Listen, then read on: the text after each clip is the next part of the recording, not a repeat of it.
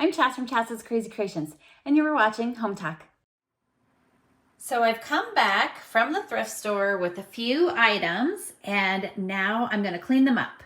Next, I'm just gonna make some soapy water to clean the items. So I don't want any tags, so I'm gonna mostly get them in there so I can soak these tags off. Now sometimes they peel off easy, but a lot of times they tear. And with just a little soaking, you clean them and can remove these labels really easily. So I'm gonna let these soak for about 10 minutes. So from here, I'm gonna also wash them, but as you can see, sometimes the stickers just fall off on their own. So here's this sticker, and see how it just peels right off. So I'll finish washing these all up and then we'll let them dry. For this first one, I'm going to be using Folk Art Home Decor chalk paint. You'll want to be careful when choosing your paint depending upon where you're placing your item to. So you'll want to check the back instructions to be notified if it's good and safe for outdoors or indoors only. So I could leave this green, but I've decided I kind of want it to be white. So I'm going to just go ahead and paint it white. I don't need to paint the bottom, and I'm gonna leave this side. I don't need to worry about this either. So don't worry about top, bottom, or inside.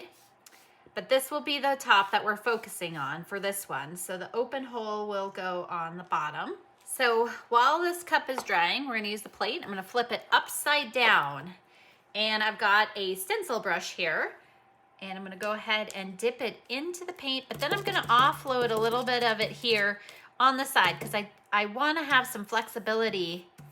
I want it to be coated, but I want it to be a little speckly too because I'm about texture. So I'm gonna go ahead and create a little dot there by just pouncing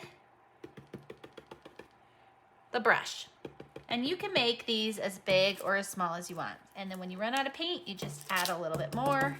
Again, I want it to be coated on all of it, but I like the texture. So then next, I just go ahead and continue around making some circles, and you can swirl them a little if you want or pounce them.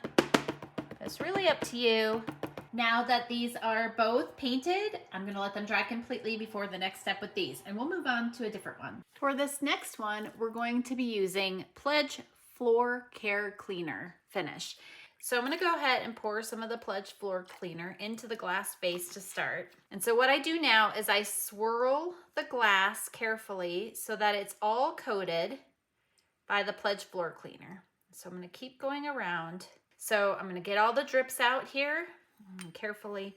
Sticky stuff. All right, next what I'm gonna do is I'm just gonna use some snowy glitter, just white glitter.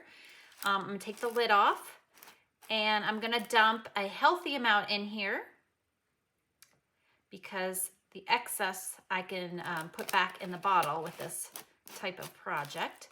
So I'm gonna place the glitter aside, and now is the fun part.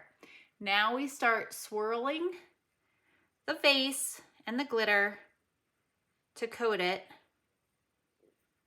all the way around. And if you need more glitter, you get more glitter. But as I tip around here, I'm gonna tip the excess off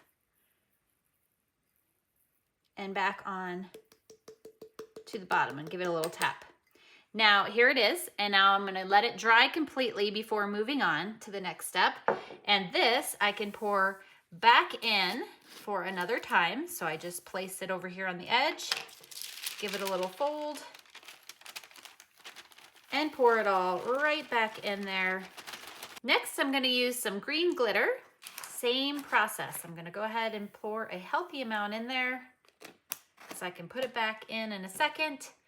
I'm gonna go ahead and swirl all the way around the bowl. And then as I get to the edge, I'm gonna go ahead and finish by dumping it out after I get it all coated. And here it is, and I did miss a spot there, so I'm just gonna go ahead and sprinkle some on.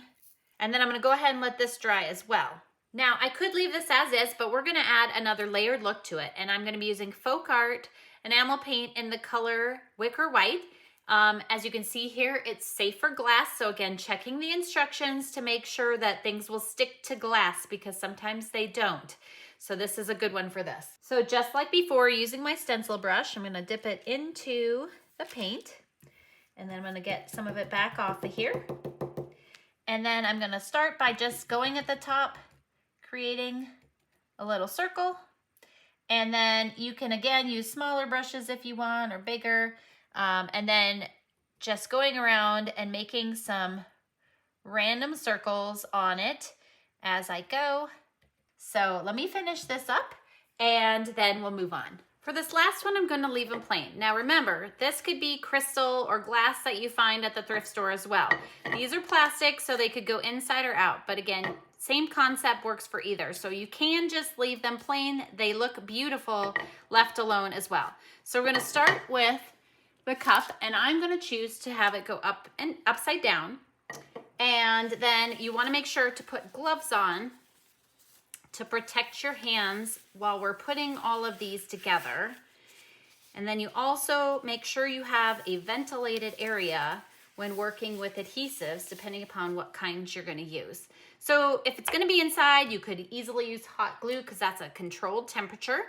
If it's gonna go outside, you'll wanna use something like silicone, or you can use 6000, or you can use super glue, which that's what I'm gonna start with for this one, is super glue. And I'm just gonna go ahead and put it on the edge all the way around, like so. And then you place it on top, and because it takes a little bit to set, you've got a little time to dry. So I'm gonna let this one dry and we'll start adhering the other ones. Now, depending upon the glue that you use, dry times will vary. And for this one, the same thing. So you just add glue at the top, all the way around. And the reason I do it on the vase instead, or the attachment, the bottom, is sometimes if you do the top, the contact isn't met. So now we take the top, and it's a little hard to see what I'm doing, but I'm gonna place it right on there and can center it up, and I'm gonna go ahead and let that dry completely as well. And for the last one, the same thing, going around the edge, and then I carefully place the plate on top, and I'm gonna let that dry. Here they are, all ready for spring, and I can't wait to put them in my garden. I hope this inspires you to take some thrift store items and flip them for your home and yard. Again, I'm Chas from Chas's Crazy Creations. Thanks for watching Home Talk, and I'll see you next time.